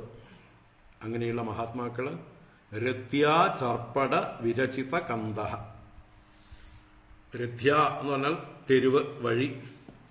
അവിടെ ആളുകൾ ഉപേക്ഷിച്ച ചർപ്പടം എന്ന് പറഞ്ഞാൽ ചപ്പ പോലെയുള്ള വസ്ത്രം. സംസ്കൃതത്തിലെ ചർപ്പടമാണ് മലയാളത്തിൽ ചപ്പ. നമ്മൾ നിലം തുടയ്ക്കാനൊക്കെ ഉപയോഗിക്കുന്ന രീതിയിലേക്ക് ആയിക്കഴിഞ്ഞാൽ അത് ചപ്പയായി അല്ലേ, അത് തന്നെയാണ് ചർപ്പടം. അപ്പൊ ആരെങ്കിലുമൊക്കെ ഉപേക്ഷിച്ച കീറ വസ്ത്രങ്ങൾ, അതാണ് ചർപ്പടങ്ങൾ. വഴിയിൽ ഉപേക്ഷിച്ച ചർപ്പടം കൊണ്ട് വിരചിത കന്ദ. കന്ധ എന്ന് പറഞ്ഞാൽ വസ്ത്രം തന്നെയാണ്. വിരചിത കന്ധ. അതിനെ തുന്നിക്കൂട്ടിയിട്ടോ ഏച്ചു കൂട്ടിയിട്ടോ എങ്ങനെയെങ്കിലുമൊക്കെ ചിലപ്പോൾ ഉടുത്തിട്ടുണ്ടാവും. അത്യാവശ്യം അരക്കെട്ടിൽ മറയ്ക്കാൻ വേണ്ടി മാത്രം. അങ്ങനെയുള്ള അവധൂതന്മാരെ കാണാം. അപ്പൊ അതുപോലെ ഇവിടെ ക്ഷൗമം എന്ന് പറഞ്ഞാൽ പട്ടുവസ്ത്രം. അപ്പൊ ചിലരൊക്കെ പട്ടുവസ്ത്രം കാഴ്ചയായിട്ട് കൊണ്ട് കൊടുക്കും. ക്ഷൗമം. ദുകൂലം അജിനം. ദുകൂലവും പട്ടാണ്. ക്ഷൗമം ദുകൂലം എന്ന് ഒന്നിച്ചും പറയാം. ക്ഷൗമവസ്ത്രം, പട്ടുവസ്ത്രം എന്നും. ക്ഷൗമം എന്നുള്ളതിന് നല്ല ശുദ്ധിയുള്ളത്, ശുഭ്രമായത്, വെളുത്തത് എന്നൊക്കെ അർത്ഥമുണ്ട്. അപ്പൊ നല്ല ശുദ്ധിയുള്ളതായിട്ടുള്ള ശുഭ്രവസ്ത്രമോ അല്ലെങ്കിൽ പട്ടുവസ്ത്രമോ. അജിനം എന്ന് പറഞ്ഞാൽ മാൻതോല്. കാട്ടിലൂടെ നടക്കുമ്പോൾ എത്രയോ കാലം മുമ്പ് വീണ് മരിച്ച അല്ലെങ്കിൽ സിംഹമോ കടുവയോ തിന്ന് അതിന്റെ മാംസവും എല്ലും ഒക്കെ പോയി തോല് മാത്രം ഉണങ്ങിക്കിടപ്പുണ്ടാവും. അതിനെ കൊണ്ടുവന്ന് കഴുകി വൃത്തിയാക്കി സംസ്കരിച്ച് അതിനെ മയപ്പെടുത്തി വസ്ത്രം പോലെ ഉടുക്കും. അപ്പൊ അങ്ങനെ അജിനം മൃഗത്തോല്. ചീരം വൽക്കലം ഏവവ. ചീരം എന്നുള്ളതായിട്ടുള്ള മരവുരി. അതുപോലെ വൽക്കലം ആയിട്ടും. ചീരം എന്ന് പറഞ്ഞാൽ കൃഷ്ണമൃഗത്തിന്റെ തോലും അല്ല, കൃഷ്ണമൃഗത്തിന്റെ തോല് അജിനം. മരവുരിയാണ് ചീരം. വൽക്കലം എന്ന് പറഞ്ഞാലും അങ്ങനെയുള്ളതായിട്ടുള്ള വസ്ത്രങ്ങൾ തന്നെയാണ്, ചീരവസ്ത്രങ്ങൾ തന്നെയാണ്. അവയെ കൊണ്ടൊക്കെ ഉടുക്കും, കിട്ടിയത് ഉടുക്കും. വസേ അന്യതപി സംപ്രാപ്തം. ഇനി എന്താണ് അന്യത് സംപ്രാപ്തം? എന്താണോ വസ്ത്രരൂപത്തിൽ കിട്ടുന്നത് അതും വസേ എന്ന് പറഞ്ഞാൽ ആച്ഛാദനം ചെയ്യും. ഞാൻ എന്റെ ശരീരത്തെ മറയ്ക്കാൻ ഉപയോഗിക്കും. വസേ അന്യതപി സംപ്രാപ്തം. ദിഷ്ടബുക്ക് എന്ന് പറഞ്ഞാൽ തിട്ടത്തെ അനുഭവിക്കുന്നവൻ, പ്രാരബ്ധത്തെ, വിധിയെ അനുഭവിക്കുന്നവൻ, ഭുജിക്കുന്നവൻ. അപ്പൊ എന്റെ വിധിയാണ് എന്റെ ദിഷ്ടം അഥവാ തിട്ടം. ഈശ്വര തിട്ടം എന്ന് പറയില്ലേ, ഈശ്വര നിശ്ചയം നമ്മുടെ കർമ്മത്തിനനുസരിച്ച്. അപ്പൊ ദൈവാധീനമായിരിക്കുന്ന എന്ത് കിട്ടിയാലും ദിഷ്ടബുക്കായിട്ട്, ദിഷ്ടത്തെ ഭുജിക്കുന്നവനായിട്ട്, തുഷ്ടദീഹി അഹം തുഷ്ടദീഹി, ഞാൻ തുഷ്ടബുദ്ധിയായിട്ട് എന്ന് വെച്ചാൽ എപ്പോഴും പ്ലസന്റ് ആയിട്ട്, സന്തോഷത്തിന് ഒരു കുറവുമില്ല. എന്ത് കിട്ടിയാലും അത് കഴിച്ച് അത് വസ്ത്രമായി ഉടുത്ത് വളരെ സന്തോഷത്തോടുകൂടെ ഞാൻ സഞ്ചരിക്കുന്നു. ക്ഷൗമം ദുകൂലമജിനം ചീരം വൽക്കലമേവ വസേന്യതപി സംപ്രാപ്തം ദിഷ്ടഭുക്തുഷ്ടധീരഹം. ഇന്നത്തെ ചില ചെറുപ്പക്കാർക്ക്, ആൺകുട്ടികൾക്കും അതെ പെൺകുട്ടികൾക്കും അതെ, ഇതുപോലെയൊക്കെയുള്ള ചില എന്താ പറയുക കീറിപ്പറിഞ്ഞതായിട്ടുള്ള വസ്ത്രങ്ങൾ കൊടുക്കുന്നത് ഫാഷനായിട്ട് അവർ മാറ്റിയിട്ടുണ്ട് അല്ലേ, ഒരു ട്രെൻഡാക്കി കൊണ്ടുവരുന്നുണ്ട്. കീറി തൂങ്ങിക്കിടക്കുന്നതായിട്ടുള്ള ജീൻസും അതുപോലെയുള്ളതായിട്ടുള്ള ടീഷർട്ടുകളും പലതരത്തിലുള്ള ഗൗണുകളും ഒക്കെ കണ്ടു കഴിഞ്ഞാൽ ദൂരത്തുനിന്ന് വരുന്ന കണ്ട ഇവരുടെ വസ്ത്രമൊക്കെ കണ്ട ഒരു ഭ്രാന്തനാണോ അതോ അവധൂത സന്യാസിയാണോ എന്നൊക്കെ സംശയം തോന്നുന്ന രീതിയിലാണ് പല പ്രാന്തന്മാരുടെയും, ഒറിജിനൽ പ്രാന്തന്മാരാണ് അവരുടെ വസ്ത്രധാരണങ്ങൾ. അത് നല്ല കാശ് കൊടുത്തിട്ടാണ് വാങ്ങിക്കുന്നത്, അല്ലാതെ ദിഷ്ടബുക്കുകളല്ല. വസേ അന്യതവി സംപ്രാപ്തം ദിഷ്ടബുക് തുഷ്ടധീരഹം ക്വചിച്ഛയേതരോപസ്ഥേ തൃണപർണാശ്മഭസ്മസു ക്വചിത് പ്രാസാദപര്യങ്കേ കശിപൗ വാ പരേച്ഛയാ. ക്വചിച്ഛയേധരോപസ്ഥേ തൃണപർണ അശ്മഭസ്മസു ക്വചിത് പ്രാസാദപര്യങ്കേ കശിപൗ വാ പരേച്ഛയാ. അപ്പോ ആദ്യത്തതില് വസ്ത്രത്തെക്കുറിച്ച്, ഭക്ഷണത്തെക്കുറിച്ച് പറഞ്ഞു, പിന്നെ വസ്ത്രത്തെക്കുറിച്ച് പറഞ്ഞു, പിന്നെ ഇതാ ഇപ്പോ കിടക്കുന്ന സ്ഥലത്തെക്കുറിച്ച് പറയുകയാണ്.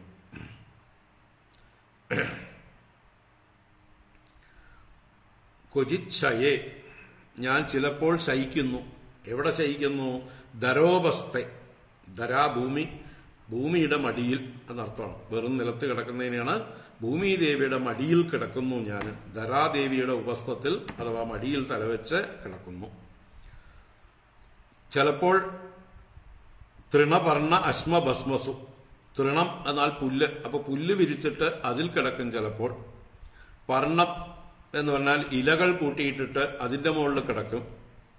അശ്മ എന്ന് പറഞ്ഞാൽ കല്ല്, പാറപ്പുറത്ത് നല്ല പരന്ന പാറകൾ കണ്ടാല് നല്ല സുഖം കിടക്കാമെന്ന് തോന്നി അവിടെ കിടക്കും. ഭസ്മസു എന്ന് പറഞ്ഞാൽ ചാരം മുതലായതില്, ശ്മശാനത്തിലുള്ള ചാരങ്ങളിലും പോയി കിടക്കും. എവിടെയെങ്കിലും ചാരം കൂട്ടിക്കിടക്കുന്നുണ്ടെങ്കിൽ ഇത് ശരീരത്തിന് നല്ല ചൂട് കിട്ടും. ചാരത്തിൽ കിടന്നായിരുന്നു നമ്മള് നായ്ക്കളൊക്കെ കിടക്കണ കണ്ടിട്ടില്ലേ തണുപ്പ് കാലത്ത്, അവർക്ക് ദേഹത്തിന് ചൂട് കിട്ടാൻ വേണ്ടിയിട്ടാണ്. അപ്പൊ തണുപ്പ് കാലത്ത് എവിടെയെങ്കിലും പോയാൽ എവിടെയെങ്കിലും തീ കൂട്ടിയിരിക്കുന്ന ചാരം കണ്ടാൽ അതിൽ കിടക്കും. ഭസ്മസു ക്വചിത് പ്രാസാദപര്യങ്കേ കശിപൗ വാ പരേച്ഛയ. ചില സ്ഥലങ്ങളിൽ ചെന്നാൽ രാജാക്കന്മാരെ പോലെയുള്ള ആളുകളൊക്കെ എന്നെ സൽക്കരിക്കും. എന്നെ മനസ്സിലാക്കിയിട്ട് മഹാത്മാവാണെന്ന് കരുതി അവരുടെ കൊട്ടാരങ്ങളിലേക്കൊക്കെ കൊണ്ടുപോയി അതാണ് പ്രാസാദപര്യങ്കേ. പ്രാസാദം എന്ന് പറഞ്ഞാൽ വലിയ മാളികകൾ, അതിലുള്ള പര്യങ്കം കട്ടിലുകളില്. കശിപു എന്ന് പറഞ്ഞാലോ കശിപൗ, കശിപുവിൽ, കശിപു നല്ല മെത്ത കിടക്ക, നല്ല കിടക്കയിലും ഒക്കെ ഞാൻ ശയിക്കുന്നു. എങ്ങനെ? പരേച്ഛയ, അന്യന്റെ ഇച്ഛ കൊണ്ട്. അവരുടെ നിശ്ചയമാണ്. അവർ വിളിച്ചോണ്ട് പോയി എന്നെ പൂജിച്ച് എന്നെ ബഹുമാനിച്ച് അവരുടെ വീടുകളിൽ കൊട്ടാരങ്ങളിലൊക്കെ കൊണ്ടുപോയിട്ട് കട്ടിലിലോ കിടക്കകളിലോ ഒക്കെ എന്നെ പിടിച്ച് കിടത്തുന്നു. ഞാൻ അതും വേണ്ടാന്ന് പറയുന്നില്ല. അപ്പൊ എവിടെയാണെങ്കിലും വീണയിടം വിഷ്ണുലോകം. ഇതെല്ലാം ശരീരത്തിനാണ് ഈ പറഞ്ഞ സൽക്കാരങ്ങളും അല്ലെങ്കിൽ നിന്ദയും വേദനയും എല്ലാം. അതൊന്നും എന്നെ ബാധിക്കുന്നില്ല എന്നുള്ള ഭാവത്തില് ഞാൻ ഈ ശരീരമല്ല എന്നുള്ള മട്ടില് അല്ലെ. നമ്മുടെ ചെരുപ്പഴിച്ചു വെക്കുന്ന സ്ഥലം വളരെ വൃത്തിയുള്ളതാണോ നോക്കേണ്ടതുണ്ടോ? നമ്മളെ കാറ് നിർത്തുന്ന സ്ഥലം ഒക്കെ സൗകര്യം പോലെയൊക്കെ പോയി നിർത്തും നമ്മള്. നമ്മുടെ ശരീരത്തില് അഴുക്കാകാതെ നോക്കുക അല്ലേ. ഇതുപോലെ ഇവിടെ ഈ ശരീരമേ ഒരു കാറോ ചെരുപ്പോ ഒക്കെയാണ്. അതിനെ എവിടെയെങ്കിലും ഇട്ടിട്ട് ആത്മസ്വരൂപനായിട്ടുള്ള ഞാൻ ശയിക്കുന്നില്ല. വാസ്തവത്തില് ഞാൻ എല്ലായിടത്തും നിറഞ്ഞു നിൽക്കുകയാണ്. എല്ലായിടത്തും നിറഞ്ഞു നിൽക്കുന്ന എനിക്ക് ഈ എന്താ പറയുക, പുല്ലോ ഇലയോ കല്ലോ മണ്ണോ കിടക്കയോ പട്ടുമെത്തയോ ഒക്കെ ഒരുപോലെയാണ്. കാരണം എല്ലാം എന്നിലാണ്. അങ്ങനെയുള്ള ആത്മസ്വരൂപത്തിലിരിക്കുന്ന ഒരാൾക്ക് ഇതൊന്നും വേദന ഉണ്ടാക്കില്ല, ആ ആത്മസാക്ഷാത്കാരം നേടിയവർക്ക്. അപ്പൊ അങ്ങനെ പരേച്ഛയാ, പരന്മാരുടെ ഇച്ഛ കൊണ്ട് ഞാൻ പലയിടത്തും മാളിക മുകളിലൊക്കെ പോയി പട്ടുമെത്തയിലൊക്കെ ചിലപ്പോൾ കിടക്കും. ചിലപ്പോൾ ഭൂമിയിലായിരിക്കും, ചിലപ്പോൾ പുല്ലിലും ഇലകിലും കല്ലിലും ചാരത്തിലും ഒക്കെ കിടക്കാറുണ്ട്. എല്ലാം ഒരുപോലെയേ എനിക്കുള്ളൂ. എവിടെ കിടന്നാലും എന്റെ ശരീരം സുഖമായി ഉറങ്ങും. ക്വചിത് സ്നാതോനുലിപ്താംഗഃ സുവാസാസ്രഗ്വ്യലങ്കൃതഃ രതേവാശ്വൈശ്ചരേ ക്വാപി ദിഗ്വാസാഗ്രഹവദ്വിഭോ ക്വചിത് സ്നാതോനുലിപ്താംഗഃ സുവാസാസ്രഗ്വ്യലങ്കൃതഃ രതേവാശ്വൈശ്ചരേ ക്വാപി ദിഗ്വാസാഗ്രഹവദ്വിഭോ. ഹേ വിഭോ, അല്ലയോ സർവജ്ഞനായ പ്രഹ്ലാദ, കേൾക്കൂ. ക്വചിത് സ്നാതഃ, ചിലപ്പോൾ ഞാൻ നല്ല സൗകര്യം കിട്ടുന്നിടത്ത് കുളിക്കും, സ്നാനം ചെയ്തവനായിട്ടും. അനുലിപ്താംഗഃ, ശരീരത്തില് എന്തെങ്കിലുമൊക്കെ ലേപനങ്ങളൊക്കെ ആരെങ്കിലും തന്നാൽ പുരട്ടും. ചിലര് കൊട്ടാരങ്ങളിലൊക്കെ വിളിച്ചു കൊണ്ടുപോകുന്നവര് എനിക്ക് കുളിക്കാനുള്ളതായിട്ടുള്ള എല്ലാ സൗകര്യങ്ങളും ചെയ്തു തരും. നല്ല ശരീരത്തിൽ പുരട്ടാനായിട്ട് നല്ല സുഗന്ധ ഭസ്മം, സുഗന്ധ ചന്ദനം മുതലായതൊക്കെ തരും. അതൊക്കെ ഞാൻ പൂശും. അതാണ് അനുലിപ്താംഗഃ, അനുലേപനം ചെയ്യപ്പെട്ട ശരീരത്തോടു കൂടിയവനായും. സുവാസ, നല്ല വസ്ത്രം ധരിച്ചവനായും.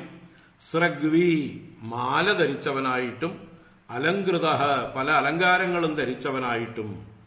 അവിടെ ഏതേത് ഗൃഹങ്ങളിൽ ചെല്ലുമ്പോൾ അവരെങ്ങനെയാണോ എന്നെ പൂജിക്കുന്നത് അതുപോലെ. അങ്ങനെ രഥേബ അശ്വൈശ്ചരേ ക്വാപി, ചിലപ്പോൾ എന്നെ തേരിലൊക്കെ കൊണ്ടു നടക്കും ആൾക്കാർ, രഥത്തിലേറ്റിട്ട് എന്നെ എഴുന്നള്ളിക്കും. അപ്പൊ ഞാൻ അതിൽ കയറും. ഇഭം, ആനപ്പുറത്ത് കയറ്റാറുണ്ട് എന്നെ ചിലര്. അശ്വൈഹി, കുതിരപ്പുറത്ത് സഞ്ചരിക്കാറുണ്ട്. അപ്പോ ആന, തേര്, കുതിര മുതലായ വാഹനങ്ങളിൽ എന്നെ എഴുന്നള്ളിച്ചു കൊണ്ട് നടക്കും അവിടെയുള്ള രാജാക്കന്മാരൊക്കെ, പ്രഭുക്കന്മാരൊക്കെ. ഞാൻ അതും അനുസരിക്കും. ക്വാപി ദിഗ്വാസ ഗ്രഹവത് വിഭോ, ചിലയിടത്ത് ഞാൻ ദിഗ്വാസ, ദിക്ക് തന്നെ വാസം. ആത്മസ്വരൂപനായിട്ടുള്ള എന്നെ മറയ്ക്കാൻ ഈ ലോകത്തിൽ ഒരു വസ്ത്രത്തിനും പര്യാപ്തമല്ല. അതുകൊണ്ട് ദിക്കുകളെ വസ്ത്രമായി സ്വീകരിച്ചുകൊണ്ട്, എന്ന് വെച്ചാൽ നഗ്നനായിക്കൊണ്ട്. ഗ്രഹവത് ചരെ, ഗ്രഹം എന്ന് പറഞ്ഞാൽ ഭൂതപ്രേത പിശാചുക്കൾ, ശ്മശാനത്തിലൊക്കെ ചരിക്കുന്ന ഭൂതപ്രേത പിശാചുക്കളെ പോലെ ഞാൻ സഞ്ചരിക്കും. ഗ്രഹവത് ചരേ, നഗ്നനായിട്ട് സഞ്ചരിക്കും. നാഹം നിന്ദേന ച സ്തൗമി സ്വഭാവവിഷമം ജനം ഏതേഷാം ശ്രേയ ആശാസേ ഉദൈകാത്മ്യം മഹാത്മനി. നാഹം നിന്ദേന ച സ്തൗമി സ്വഭാവവിഷമം ജനം ഏതേഷാം ശ്രേയ ആശാസേ ഉദൈകാത്മ്യം മഹാത്മനി. ഇനി അഹം ന നിന്ദേ ന സ്തൗമി, എങ്ങനെയുള്ളവരെ? സ്വഭാവ വിഷമം ജനം, സ്വഭാവം വിഷമം. വിഷമം എന്ന് പറഞ്ഞാൽ സമമല്ലാത്ത സ്വഭാവം. ചിലര് ഇദ്ദേഹത്തെ ബഹുമാനിക്കും, ചിലര് നിന്ദിക്കും, ചിലര് അത്യന്തം ഉപദ്രവിക്കും, ചിലര് വളരെയധികം പൂജിക്കും. അങ്ങനെ ഈ ലോകത്തിലുള്ള ആളുകൾ ബഹുജനം പലവിധമാണ്, സ്വഭാവം വൈഷമ്യമുള്ളവരാണ്. അപ്പൊ അങ്ങനെയുള്ള പല സ്വഭാവക്കാരായിട്ടുള്ള ജനത്തെ അവർ ചെയ്യുന്ന പ്രവൃത്തിക്ക് അവരിങ്ങോട്ട് നിന്ദിച്ചാൽ ഞാൻ അങ്ങോട്ട് നിന്ദിക്കാനൊന്നും പോവില്ല. അവരെന്നെ വണങ്ങിയാലോ പൂജിച്ചാലോ അവരെയിട്ട് പുകഴ്ത്താനും ഞാൻ പോവില്ല. മന്നവേന്ദ്ര വിളങ്ങുന്നു ചന്ദ്രനെ പോൽ നിൻമുഖം എന്നൊന്നും ഞാൻ പ്രശംസിക്കാറില്ല. അത് അവരുടെ സംസ്കാരം അവർ കാണിച്ചു, ഞാൻ അതിൽ സന്തോഷിച്ചു. അതിന് പ്രത്യുപകാരമായിട്ട് സ്തുതിക്കുകയൊന്നും ചെയ്യാറില്ല. അതെന്റെ പ്രാരബ്ധമാണ്. എനിക്ക് അവിടെ അവരുടെ സൽക്കാരം കിട്ടിയത് അത് ഈശ്വര നിശ്ചയമാണ്. അപ്പൊ അതിന് ഞാൻ പ്രതികരിക്കാറില്ല എന്നർത്ഥം. നിന്ദയുമില്ല, സ്തുതിയുമില്ല എന്റെ ഭാഗത്തുനിന്ന്. അവരുടെ സ്വഭാവം അവർ പ്രകടിപ്പിച്ചു. ഏതേഷാം ശ്രേയ ആശാസെ ഏകാത്മ്യം മഹാത്മനി. ഏതേഷാം, ഇങ്ങനെയുള്ള എന്നെ നിന്ദിച്ചവർക്കും എന്നെ വന്ദിച്ചവർക്കും ഏതേഷാം എന്ത് ചെയ്യുന്നു ഞാന്? മഹാത്മനി ഐകാത്മ്യം ശ്രേയ ആശാസെ. മഹാത്മനി, മഹാത്മാവായ പരമാത്മാവിൽ, ഈശ്വരനിൽ ഐകാത്മ്യം, ഏകരൂപമായ ഭാവം, ഭഗവാനിൽ ഐക്യത്തെ പ്രാപിക്കാൻ, സായുജ്യത്തെ പ്രാപിക്കാനായിക്കൊണ്ട് അവർക്ക് ശ്രേയ ആശാസെ, ഞാൻ ശ്രേയസ്സിനെ ആശംസിക്കും. അവർക്കൊക്കെ മംഗളം വരട്ടെ, അവർക്കൊക്കെ ഈശ്വരാനുഗ്രഹമുണ്ടായി എല്ലാവരും മുക്തരായി തീരട്ടെ, എല്ലാവർക്കും പരമശ്രേയസ്സുണ്ടാകട്ടെ എന്ന് ഞാൻ അവർക്ക് ആശംസിക്കും, അനുഗ്രഹിക്കും, അവർക്ക് വേണ്ടി പ്രാർത്ഥിക്കും. അത് ഏത് സ്വഭാവക്കാരാണെങ്കിലും. വികൽപ്പം ജുഹ്യാച്ചിത്തൗ താം മനസ്യർത്ഥ വിഭ്രമേ മനോവൈകാരികേ ഹുത്വാ തം മായായാം ജുഹോത്യനൂ ആത്മാനുഭൂതൗ താം മായാം ജുഹുയാത് സത്യദൃങ്മുനിഃ തതോ നിരീഹോ വിരമേത് സ്വാനുഭൂത്യാത്മനി സ്ഥിതഃ വികൽപം ജുഹുയാത് ചിത്തൗ താം മനസ്യർത്ഥവിഭ്രമേ മനോവൈകാരികേ ഹുത്വാ തം മായായാം ജുഹോത്യനു ആത്മാനുഭൂതൗ താം മായാം ജുഹുയാത് സത്യദൃങ്മുനിഃ തതോ നിരീഹോ വിരമേത് സ്വാനുഭൂത്യാത്മനി സ്ഥിതഃ.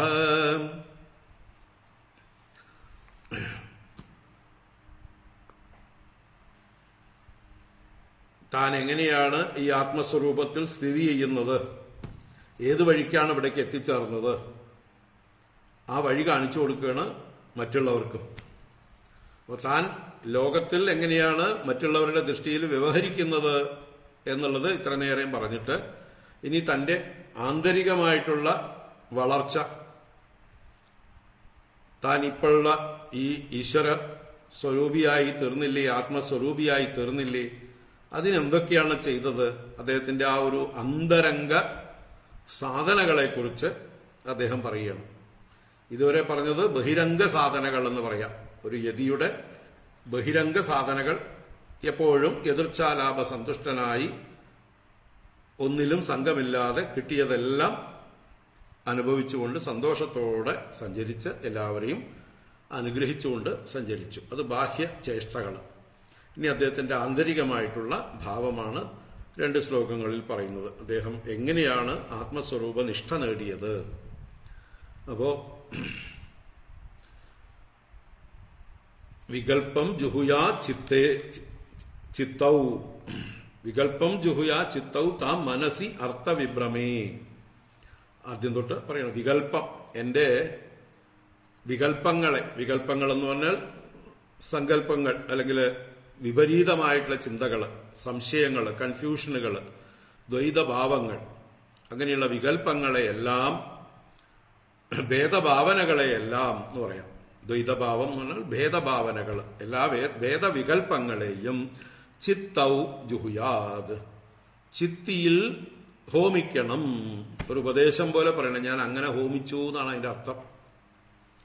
അപ്പൊ എന്റെ ചിത്തവൃത്തികളാണ് ഈ വികൽപ്പങ്ങളെല്ലാം എന്നുള്ള അറിവുകൊണ്ട് അവയെ അടക്കി. എന്റെ ചിത്തമാണ് ഇതിനെല്ലാം, ഈ നാനാത്വങ്ങൾക്കൊക്കെ നിർവചനങ്ങൾ കൊടുത്ത് അവയൊക്കെ സത്യമാണെന്ന് തോന്നിപ്പിച്ചുകൊണ്ടിരിക്കുന്നത് എന്റെ ചിത്തമാണ്, എന്റെ മനസ്സാണ്, മനസ്സിന്റെ ഇന്റർപ്രിട്ടേഷനാണ് ഇതെല്ലാം എന്ന് മനസ്സിലാക്കി അവയൊക്കെ മനസ്സിലേക്ക് തന്നെ തിരിച്ച് മടക്കുക. നീ ഇങ്ങനെ വെറുതെ വ്യാഖ്യാനിക്കാതെ, നീ ഇങ്ങനെ പലതും പറഞ്ഞ് എന്നെ മോഹിപ്പിക്കാതെ എന്ന് മനസ്സിനോട് നിരന്തരം പറഞ്ഞുകൊണ്ട് മനസ്സിന്റെ ആ വികൽപ്പങ്ങളെയെല്ലാം ഉള്ളിലോട്ട് വലിക്കുക, അതിന്റെ ഉത്ഭവസ്ഥാനത്തേക്ക് തന്നെ മടക്കുക. അതാണ് വികൽപ്പം ചിത്തൗ ജുഹുയാത്. എല്ലാ വികൽപ്പങ്ങളെയും, വിപരീത കൽപ്പനകളെയും, ദ്വൈത ഭാവങ്ങളെയും, എല്ലാ ഭ്രമങ്ങളെയും അതിന്റെ ഉറവിടമായിരിക്കുന്ന മനോവൃത്തിയിലേക്ക് തന്നെ ഹോമിക്കണം. താം അർത്ഥവിഭ്രമേ മനസി. അപ്പൊ ചിത്തൗ എന്നുള്ളത് ഇവിടെ ചിത്തി എന്നുള്ളത് മനോവൃത്തിയെ പറഞ്ഞിട്ട് അതിനെ, ആ വൃത്തികളെ, അവസാനം അഖണ്ഡാകാര വൃത്തിയായി ഒരു വൃത്തിയായിട്ട് തീരും. എല്ലാ വൃത്തികളെയും കൂടി ഒന്നിച്ചൊരു വൃത്തിയിൽ ഹോമിച്ച് ആ ഒരു വൃത്തിയെ, അഖണ്ഡാകാര വൃത്തിയെ അർത്ഥവിഭ്രമേ മനസി, അർത്ഥങ്ങളെ വിഭ്രമിപ്പിക്കുന്ന എന്ന് വെച്ചാൽ വിപരീത ഭാവങ്ങളോട് പ്രൊജക്റ്റ് ചെയ്യുന്ന, ആ ഇന്റർപ്രറ്റ് ചെയ്യുന്നതായിട്ടുള്ള മനസ്സിലേക്ക് അതിനെ ഹോമിക്കുക. ചിത്തവൃത്തികളെ മനസ്സിലേക്ക് ഹോമിക്കുന്നു. പിന്നീട് മനഃ വൈകാരികേ ഹുത്വാ, മനസ്സിനെ വൈകാരികത്തിൽ ഹോമിച്ചിട്ട്, വൈകാരികം എന്ന് പറഞ്ഞാൽ സാത്വികം, സാത്വിക അഹങ്കാരത്തിൽ നിന്നാണ് മനസ്സുണ്ടായത്. അന്ധകരണങ്ങൾ 4 ഉണ്ടായത് സാത്വിക അഹങ്കാരത്തിൽ നിന്നാണ്. ആ സാത്വിക അഹങ്കാരത്തിലേക്ക്, അതിന്റെ പ്രഭവ സ്ഥാനത്തിലേക്ക് മനസ്സിനെ ഹോമിച്ചിട്ട് തം അനു മായായാം ജുഹോതി, പിന്നീട് ആ അഹങ്കാരത്തെ, ആ സാത്വിക അഹങ്കാരത്തെ പിന്നീട് മായായാം ജുഹോതി, മായയിലേക്ക് ഹോമിക്കുന്നു, അതിന്റെ കാരണത്തിലേക്ക് ഹോമിക്കുന്നു. മായയിൽ നിന്നാണ്, പ്രകൃതിയിൽ നിന്നാണ്, മൂലപ്രകൃതിയിൽ നിന്നാണ് ഈ മഹത്തത്വവും അഹങ്കാര തത്വങ്ങളും ഒക്കെ ഉത്ഭവിച്ചു വന്നല്ലോ. അപ്പൊ ആ അഹങ്കാര തത്വത്തെ അതിന്റെ മൂലത്തിലേക്ക് ഞാൻ ഹോമിക്കുന്നു, അല്ലെങ്കിൽ നിങ്ങളും ഹോമിക്കണം. മായായാം ജുഹോതി. പിന്നീട് ആത്മാനുഭൂതൗ താം മായാം ജുഹുയാത് സത്യദൃങ്മുനി തതോ നിരീഹോ വിരമേത് സ്വാനുഭൂത്യ ആത്മനി സ്ഥിതഃ. താം മായാം ആത്മാനുഭൂതൗ ജുഹുയാത്. ആ മായ എന്ന മൂലപ്രകൃതിയെ ആത്മാനുഭൂതിയിൽ വിചാരം കൊണ്ട് അറിയപ്പെടുന്ന ആത്മാവ്, ആ ആത്മാ സ്വരൂപം, ആത്മാനുഭൂതി, ആ ആത്മാനുഭൂതിയിലേക്ക് ഈ മായയെ ഹോമിക്കണം. മായയെല്ലാം ആത്മാവിൽ നിന്നാണ് ശക്തി പ്രാപിച്ച് പുറത്തേക്ക് വരുന്നത്. മായ എന്നുള്ളത് ആത്മാവിനെ ആശ്രയിച്ച് നിൽക്കുന്ന എന്റെ തന്നെ ഒരു ശക്തിയാണ്. അപ്പൊ എന്റെ ശക്തിയെ എന്നിലേക്ക് അടങ്ങുക. ഞാനിപ്പോ സംസാരിച്ചു കൊണ്ടിരിക്കുന്നു, ഇതെന്റെ ഒരു ശക്തിയാണ്. ഇതിനെ ഞാൻ എന്നിലേക്ക് അടക്കും പോലെ, മൗനം അവലംബിക്കും പോലെ, എന്റെ എല്ലാ ചേഷ്ടകളെയും ഞാൻ എന്നിലേക്ക് അടക്കും പോലെ ഈ മനസ്സിനെ, അല്ലെങ്കിൽ ഈ എന്താ പറയുക, പ്രകൃതിയെ, മായയെ അനുഭവിക്കുന്ന ആത്മസ്വരൂപത്തിലേക്ക് സ്വാനുഭൂതി ആത്മനി, അല്ലെങ്കിൽ ആത്മാനുഭൂതൗ ജുഹുയാത്. പിന്നീട് സത്യദൃക് മുനി, സത്യത്തെ ദർശിച്ചവനായിട്ടുള്ള ആ മുനി സ്വാനുഭൂതി ആത്മനി സ്ഥിത. പിന്നെ എവിടെയും ഹോമിക്കാനൊന്നുമില്ല. അവസാനത്തെ ഹോമം കഴിഞ്ഞു. മായയെ ആത്മാനുഭൂതിയിലേക്ക് ഹോമിച്ചു കഴിഞ്ഞതോടുകൂടി ഇനി ഹോമിക്കാനൊന്നും ബാക്കിയില്ല. ആ സ്വ അനുഭൂത്യാത്മനി, സ്വയം അനുഭവിച്ചുകൊണ്ടിരിക്കുന്ന ആ പ്രകാശസ്വരൂപമായ ആത്മാവിൽ, ചൈതന്യസ്വരൂപമായ ആത്മാവിൽ സ്ഥിത, അതിൽ ഞാൻ ഉറച്ചു നിൽക്കുന്നു, സ്ഥിതനായിട്ട്. തതഃ നിരീഹ വിരമേത്. അനന്തരം നിരീഹനായിട്ട് എല്ലാവരും വിരമിക്കണം.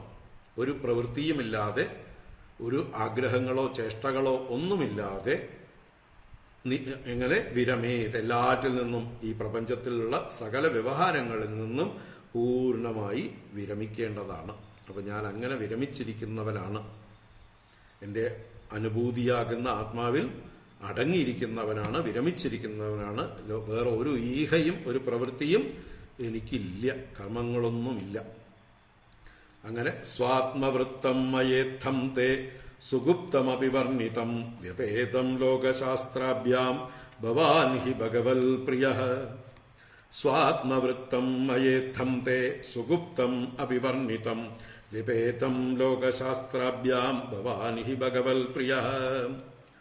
നീ ചോദിച്ചതിന് ഉത്തരമായി എന്റെ ചരിത്രം വളരെ രഹസ്യമായിട്ടുള്ളതാണെങ്കിലും ഞാൻ നിന്നോട് പറഞ്ഞു എന്നാ പറയണം. സ്വാത്മവൃത്തം എന്ന് പറഞ്ഞാൽ എന്റെ പ്രവൃത്തി. സ്വാത്മവൃത്തം, വൃത്തികൾ, എങ്ങനെയാണ് ഞാൻ വർത്തിക്കുന്നത്. അപ്പൊ ഞാൻ വർത്തിക്കുന്ന പ്രകാരത്തെ മയ, എന്നാൽ, ഇത്തം, ഇപ്രകാരം, തേ, സുഗുപ്തം അഭിവർണിതം. സുഗുപ്തം, നല്ലതുപോലെ രഹസ്യമാണ്, ആർക്കും മനസ്സിലാവാത്തത് കൊണ്ടാണ് ഇത് രഹസ്യമെന്ന് പറയുന്നത്. ഇത് എത്ര കേട്ടാലും മനസ്സിലാവാത്ത ആളുകളാണ് ഇവിടെയുള്ള ഭൂരിപക്ഷം ആളുകളും.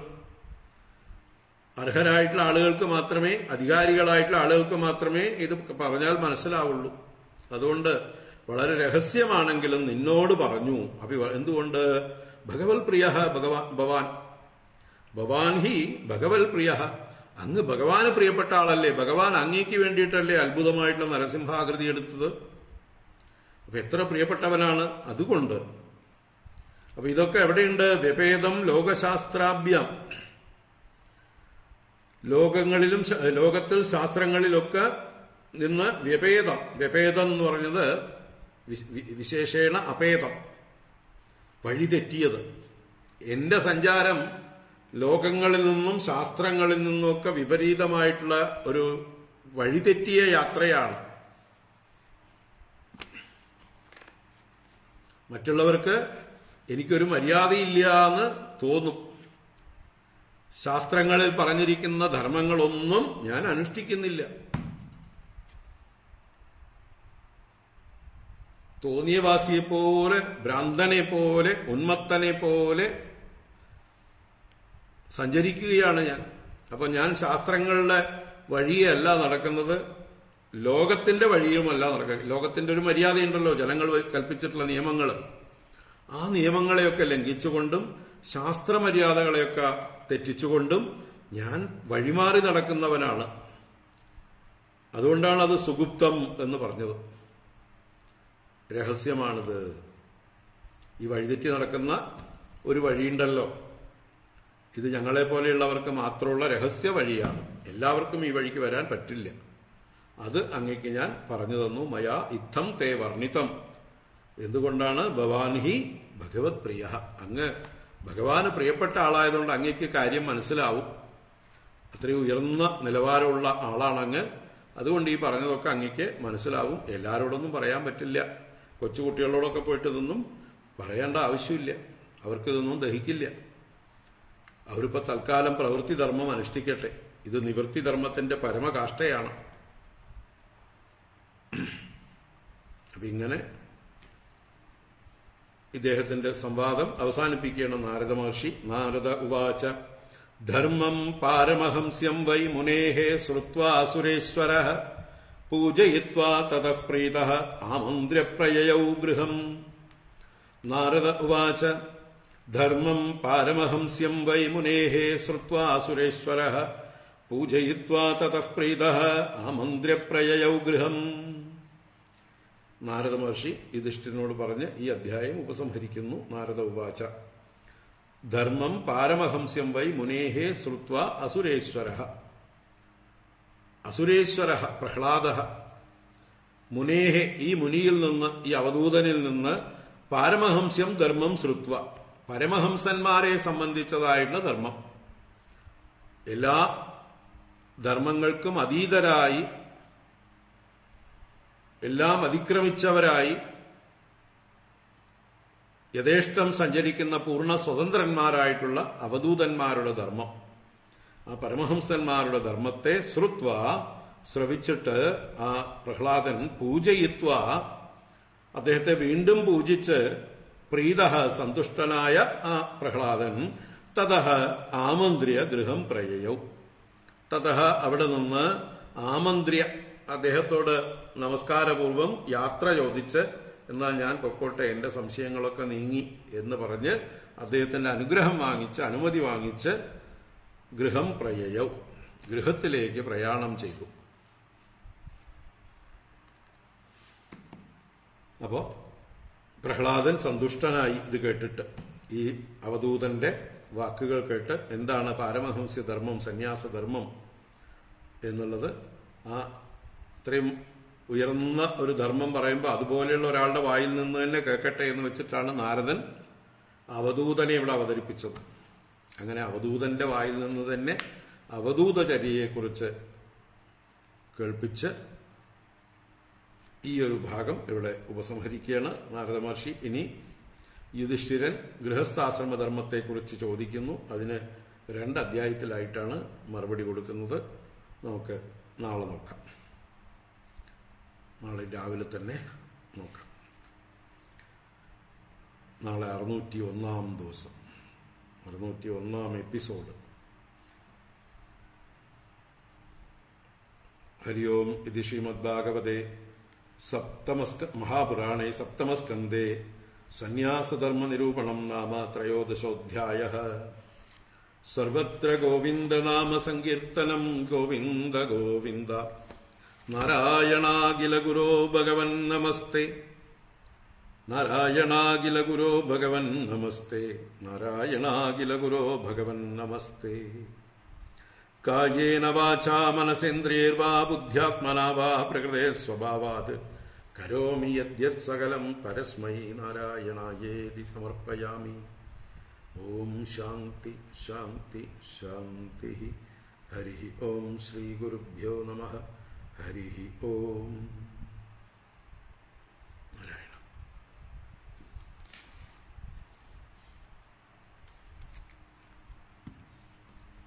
എല്ലാവർക്കും നമസ്കാരം. നാളെ കാണാം. എല്ലാവർക്കും മകരസംക്രാന്തി ആശംസകൾ. ഹരി ഓം.